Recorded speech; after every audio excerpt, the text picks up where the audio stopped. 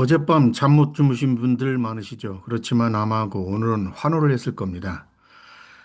오늘 4월 7일 밤 8시 직전에 트럼프 대통령이 이란과 2주 휴전을 선언했습니다.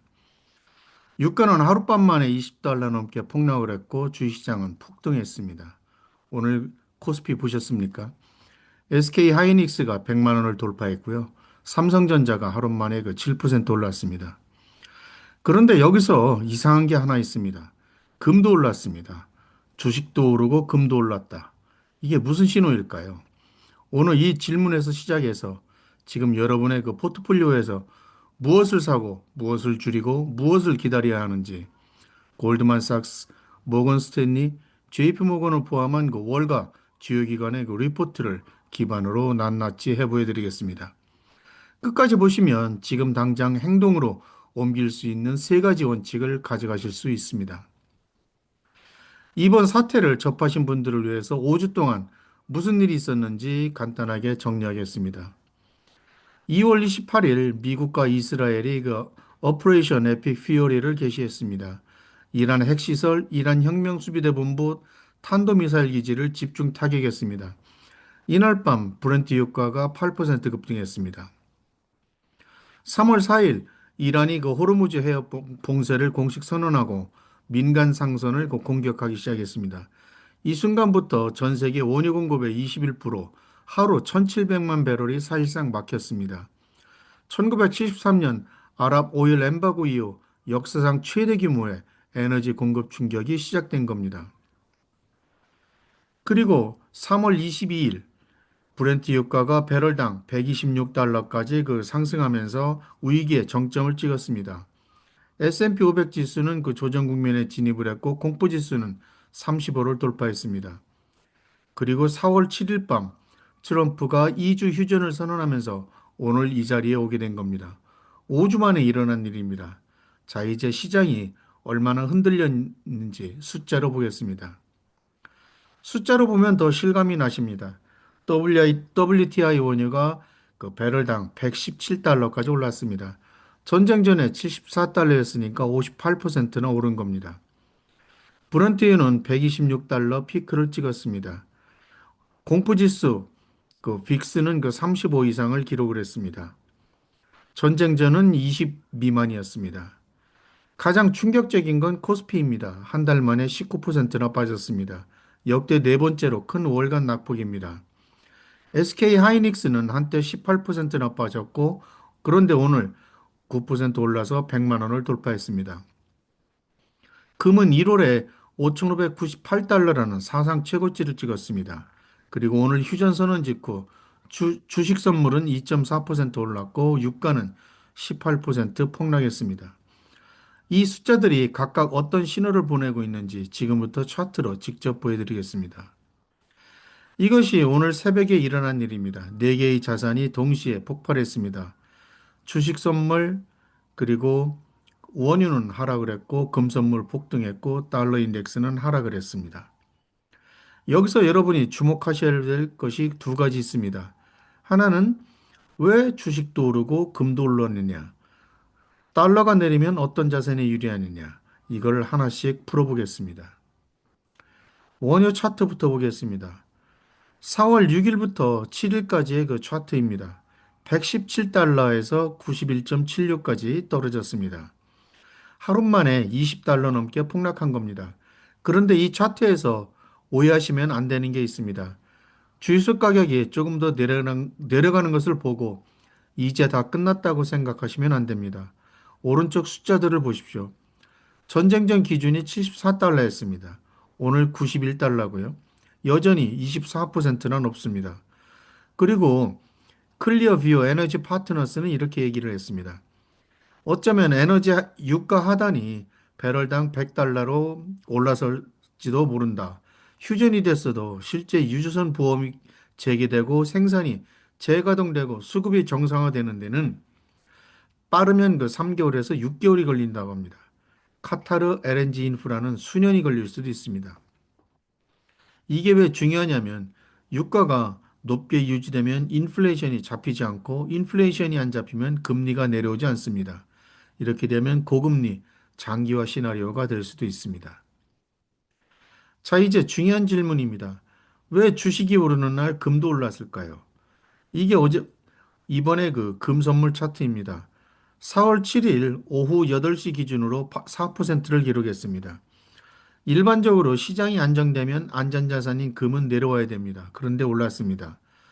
이거는 휴전이 시장이 이번 휴전을 진짜 해결로 보지 않고 있다는 신호입니다. 불확실성이 완전히 해소되지 않았을 때 금은 오릅니다. 모건 스탠리가 이걸 정확히 짚었습니다. 금은 교착 시나리오에서도 확전 시나리오에서도 수혜를 받는다. 세 가지 시나리오 중 두 가지에서 수혜받는 가장 깔끔한 해지라고 분석을 했습니다. 골드만삭스는 3월에 금이 10% 넘게 빠졌어도 연말 목표가 5,400달러를 유지했습니다. 현재 4,800달러 수준이니까 아직 상승 여력이 있다는 시각입니다. 여러분 포트폴리오에 금이 없으시다면 지금이라도 전략적 비중을 고려하셔야 됩니다. 이제 본격적으로 월가의 시각을 말씀드리겠습니다. 골드만삭스, JP모건, 모건 스탠리가 4월 첫째 주에 발행한 리서치 노트를 보면 이 세 가지 기관이 공통적으로 세 가지 시나리오를 제시를 했습니다. 첫 번째는 이준의 휴전 또는 합의 시나리오입니다. 확률은 30%인데 현재 우리가 진입하고 있는 시나리오가 여기에 해당됩니다.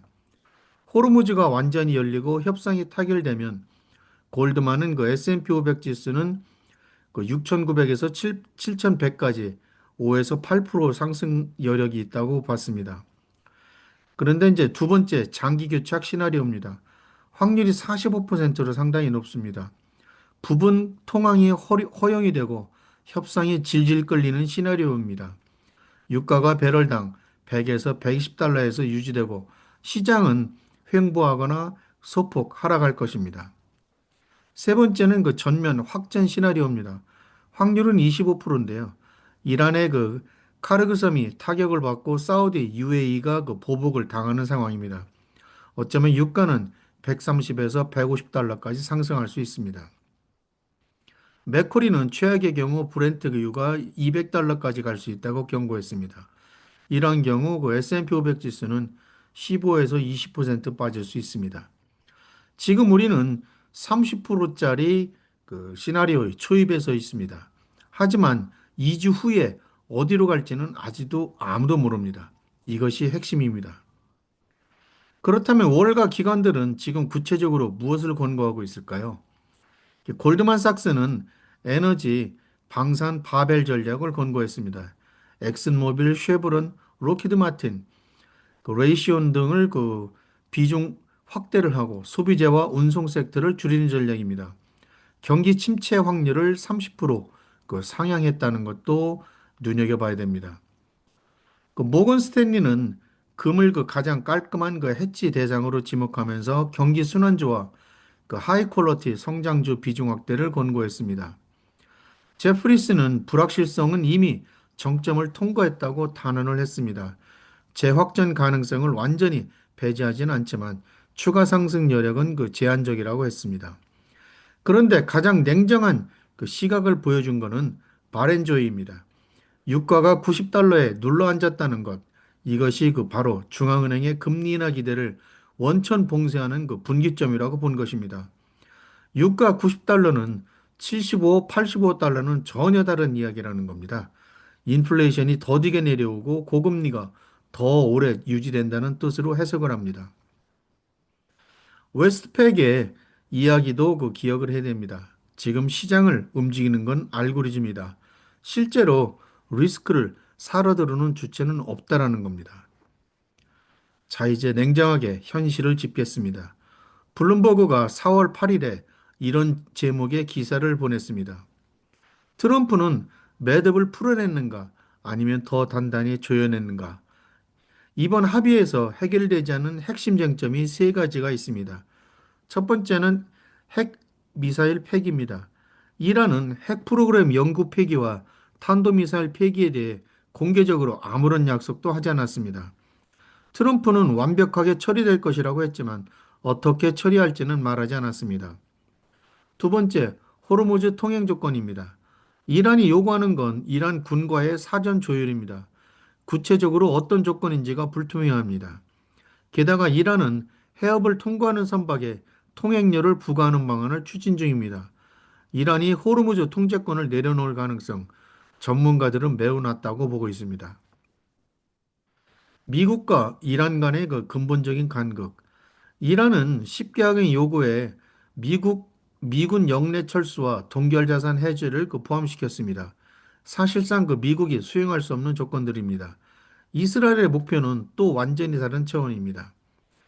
유라시아 그룹의 이언 브레머는 이렇게 얘기를 했습니다. 트럼프가 또 한 번 문제를 미루는 방식을 원한다는 것은 전혀 놀랍지 않다. 타코 튜스데이라는 겁니다. 그렇다면 에너지가 정상화되려면 얼마나 걸릴까요? 단기별로 한번 살펴보겠습니다. 먼저 유주선 보험 재개통이 먼저입니다. 이게 수일에서 수주가 걸립니다. 보험이 없으면 유주선이 못 움직입니다. 그 다음에는 생산 중단 유전 재가동입니다. 수주에서 수개월이 걸 겁니다. 영내 원유 정제가 전쟁 전 수준을 회복하는 데는 3 내지 6개월 정도가 걸릴 겁니다. 카타르 LNG 인프라 피해 복구는 수년이 걸릴 수 있습니다. 그리고 글로벌 에너지 수급의 완전한 정상화, 이것은 수년 이상 걸릴 겁니다. 평화협정이 체결되더라도 시장은 앞으로 수년간 하루 300만에서 500만 배럴 타이트한 수급 구조에 놓일 것이라는 겁니다. 이게 왜 중요하냐면 주유소 가격이 조금 내려가는 것을 보고 포트폴리오에서 에너지 해지를 모두 청산하면 안 된다는 겁니다. 자, 이제 실전입니다. 지금 여러분이 어디에 씨를 뿌리고 어디서 거둬야 할지를 정리해 봤습니다. 먼저 비중을 늘릴 자산부터 보겠습니다. 첫 번째, 반도체 AI의 기술주입니다. 공급망 정상화의 최대 수혜자입니다. 오늘 삼성전자와 하이닉스가 크게 올랐습니다. 그리고 엔비디아, 마이크론도 5% 이상 올랐습니다. 분쟁 기간 중 가장 많이 눌렸던 섹터가 가장 빠르게 뛰어오르는 겁니다. 두 번째는 금입니다. 골드만 연말 목표를 5,400으로 설정했는데요. 아까 말씀드렸지만 해지 기능이 다시 확인됐습니다. 세 번째는 항공주입니다. 유가가 내리면 연료비가 개선됩니다. 직접적인 수혜가 될 겁니다. 네 번째는 한국 대형주입니다. 코스피 PR이 8.8배입니다. 신흥시장 대비 의미 있는 할인 수준입니다. 반도체 수출은 역대 최대 수출을 기록하고 있고요. 그렇지만 이제 외국인 순매수가 실제로 전환되는지 확인하면서 살펴봐야 될 겁니다. 이번에는 비중을 축소해야 될 자산입니다. 에너지 원유 메이저 주식입니다. 엑슨모빌이 올해 들어서 39%나 올랐습니다. 분쟁 프리미엄이 이제 빠지고 있습니다. 차익 실현을 고려하실 시점입니다. 방산주, 이번 사이클의 고점을 통과했을 가능성이 있습니다. 로키드 마틴이나 레이시온 등은 차익 실현을 한번 검토해 보시기 바랍니다.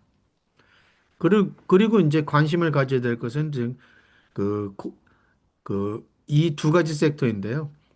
첫 번째로는 한국 건설 중공업주가 있습니다. 중동 재건 수요가 발생할 경우 한국 업체들이 수혜를 받을 수 있습니다. 오늘 건설 관련주들이 급등한 것은 바로 여기에 있다고 볼 수 있습니다. 이제 2주 동안 여러분이 반드시 확인해야 될 5가지 지표를 말씀드리겠습니다. 화면 캡처를 하시면 좋겠습니다. 첫 번째는 호르무즈 실제 유주선 통항량입니다. 머린 트래픽 같은 선박 추적 플랫폼에서 실시간으로 확인하실 수 있습니다. 합의가 진짜인지 아닌지를 보여주는 가장 빠른 지표입니다. 두 번째, 해상 보험료 추이입니다. 보험료가 정상화되는 속도가 공급 재개 속도를 결정합니다. 유주선 통항보다도 더 앞서는 선행 지표입니다. 세 번째, WTI가 90달러를 돌파할 것인지 여부입니다. 90달러 아래로 내려가면 정상화 기대 확산 신호로 볼 수 있고요. 반대로 100달러를 다시 돌파하면 협상이 교착 상태에 재진입한 것을 의미할 것입니다. 그리고 미국, 이란 협상 진전 여부도 봐야 되고요. 다섯 번째로는 4월달 미국 CPI를 봐야 됩니다. 인플레이션 데이터가 연준의 금리 경로를 결정합니다. 고금리 장기화냐 아니냐의 그 분기점이 될 것입니다. 이 다섯 가지 중에서 하나라도 나쁜 방향으로 나오면 랠리가 꺾일 가능성이 있습니다. 그래서 긴장을 늦추면 안 됩니다. 블룸버그가 오늘 이런 제목으로 기사를 냈습니다. 아까 말씀드렸지만 트럼프는 매듭을 풀어냈는가 아니면 더 단단히 조였는가. 이 주가 진짜 시험입니다. 오늘 영상을 정리하겠습니다. 행동 원칙 세 가지입니다. 랠리를 즐기되 흥분하지 마십시오.